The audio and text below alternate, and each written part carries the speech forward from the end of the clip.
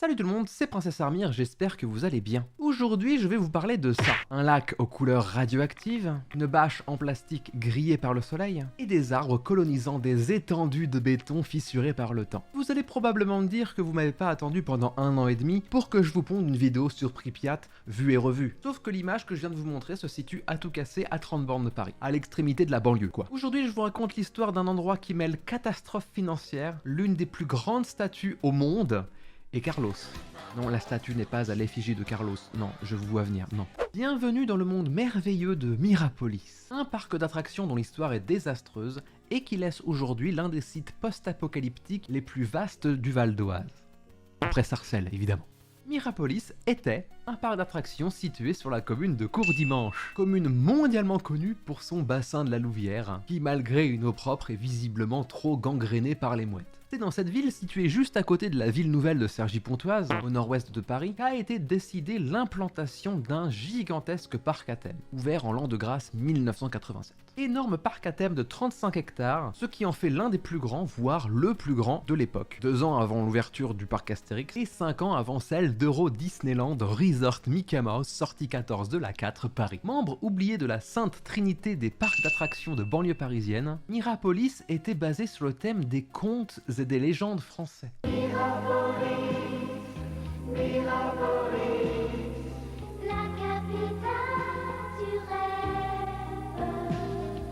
Avec près d'une 50aine d'attractions autour d'un immense lac artificiel, avec barrage intégré, ainsi qu'un symbole architectural majeur comme tout bon parc d'attractions qui se respecte. Sauf qu'au contraire de Disney et de son château, c'est ma résidence principale, si vous pouvez éviter de la dégrader s'il vous plaît, ce serait gentil. Ou du parc Astérix, où tout le monde sait que c'est le slip de Zeus, la principale prouesse architecturale du parc. À Mirapolis, c'est lui, 35 mètres de haut. C'est seulement 11 mètres de moins qu'elle. Mais il faut admettre qu'il est infiniment plus effrayant. Je crois que le concept d'un parc d'attraction, de base, c'est de ne pas laisser un vif traumatisme à vie chez les gamins de 7 ans. Sauf que t'aimes sa gueule, et je vous laisse imaginer, avec ses 35 mètres, à combien de kilomètres était visible sa gueule. Cette énorme statue constitue l'un des marqueurs de la période des grands projets démesurés que nous avons vécu à cette période-là en France. Notre-Dame tout entière, avec sa flèche, tiendrait à l'intérieur de la Grande Arche de la Défense. Le parc a été imaginé en 85 pour une ouverture en 87. On est donc passé de ça à ça en 2 ans. Et en même temps, quand on sait que les engins de chantier étaient déjà là prêts à vouloir péter de la terre pour construire du béton 2 mois avant la délivrance du permis de construire, on sent là qu'il y avait une volonté de constructivisme. Évidemment sans aucune considération environnementale, c'était pas du tout le sujet pendant cette période-là. Mirapolis est ouvert au public le 21 mai 1987, après avoir été inauguré la veille par notre cher et tendre Jacques Chirac. Jacques Chirac a donné le coup d'envoi cet après-midi en inaugurant officiellement ce premier parc de loisirs de la région parisienne. Et vous le savez, l'ouverture d'un tel équipement est toujours une fête risquée, parce que c'est le moment clé où l'image du parc se forge dans la tête des gens. Soit ça passe, et dans ces cas-là, bingo, soit ça casse, et dans ces cas-là, ça donne pas trop envie aux gens de venir. Or, le 21 mai 1987, ça a cassé. Violents incidents au parc d'attractions de Mirapolis. Il y a eu plusieurs blessés, dont certains seraient des blessés graves. En effet, le jour de l'inauguration, près de 200 forains déboulent dans le parc pour tout péter avec des barres de fer. Installation pétée, du sable, de la lessive dans les circuits électriques. Il semble qu'il y ait aussi pas mal de dégâts du côté des installations.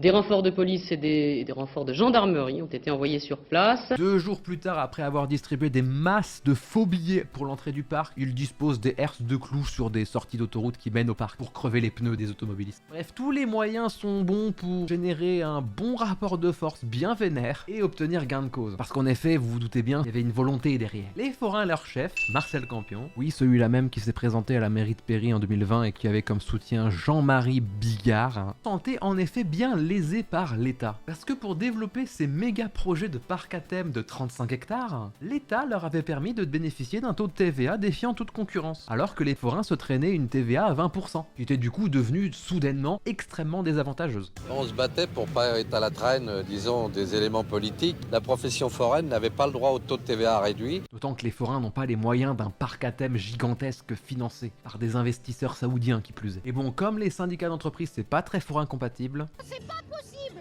On tient déjà plus! voilà encore une preuve que les actions violentes pour obtenir gain de cause, et bah c'est pas récent. Et puis ça marche bien. Si les forains ont gagné, l'image du parc est quant à elle devenue désastreuse. Et en même temps, avec 3000 visiteurs complètement estomaqués qui ont assisté à cette grosse émeute le jour de l'inauguration avec leurs enfants. Alors personnellement, je tenais à dire que je suis outré. Du coup, dès le lendemain, il y avait un peu moins de files d'attente pour les attractions. 500 désistements, on dirait les hôtels pendant la pandémie de Covid. 2 millions de personnes étaient attendues pour la première année, même pas un tiers qui est venu. On suit un déficit désastreux et le parc, grâce à l'action de ses investisseurs, décide de changer de gestionnaire. Réussira-t-il à redorer l'image de Mirapolis? Dis-je avec un faux effet de suspense.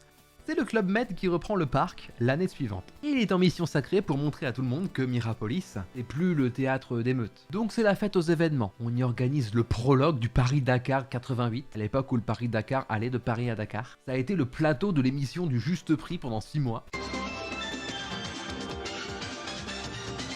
Le juste prix des objets présentés, vous repartez avec 14 298. On y construit de nouvelles attractions et on lui donne un parrain, en la personne de Carlos, qui ira enregistrer des chansons à l'effigie du parc. Chansons que je vais vous mimer pour les droits d'auteur, je déconne, je ne vais pas faire ça. Bienvenue à Mirapolis, entrez, entrez, petits et grands.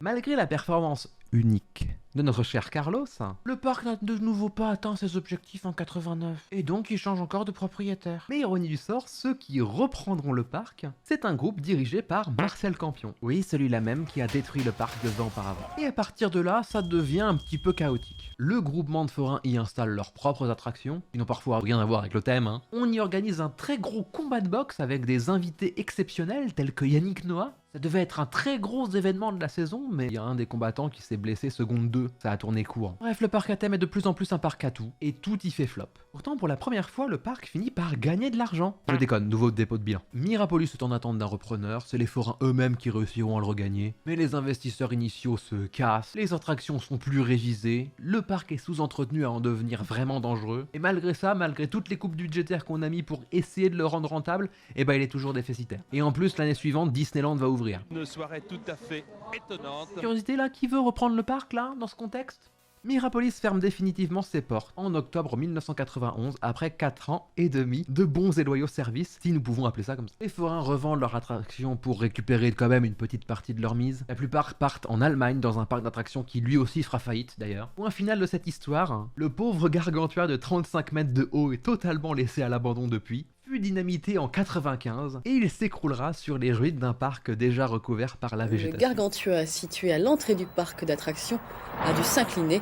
En 2022, malgré de nombreux projets, pour l'heure aucun n'a abouti, et c'est aujourd'hui une zone apocalyptique de béton recouvert par la végétation. D'après sa conceptrice, Mirapolis, c'était 2 termes. Mira, qui renvoyait à l'idée de miroir, d'infini et de l'éternel, et de polis, relatif à la grandeur des cités et des royaumes antiques. En réalité, Mirapolis nous rappelle qu'aucun des royaumes antiques n'a été éternel, et que leur chute est souvent causée par des problèmes administratifs, financiers et parfois conflictuels. Et même si Mirapolis n'est pas aussi grandiose qu'Angkor-Wat a pu l'être, Mirapolis finalement c'est un tout petit concentré de ça.